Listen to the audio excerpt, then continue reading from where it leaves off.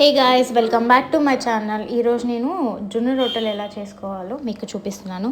ముందుగా పిండి తీసుకొని జల్లెడ పట్టుకొని అప్పుడు కొద్ది కొద్దిగా కొంచెం hot water and cool water కలిపి అలా తడుపుతూ ఉండాలి స్లోగా.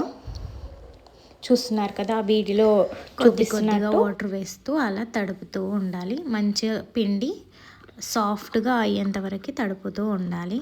ఇది యాక్చువల్లీ ఉత్తర కర్ణాటకలో చాలా ఫేమస్ జొన్న రొట్టెలు.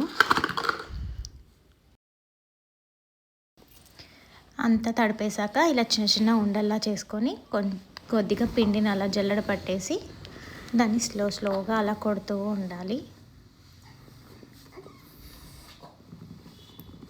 చూస్తున్నారుగా, అలా తిప్పుతూ ఉండాలి.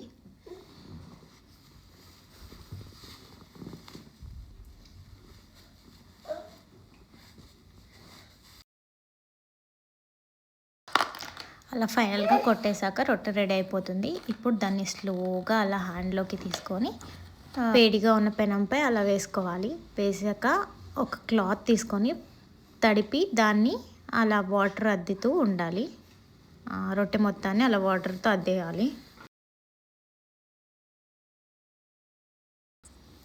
సో అలా అద్దేశాక మంచిగా రెండు వైపున కాల్చుకుంటే జొన్న రొట్టె రెడీ అయిపోతుంది.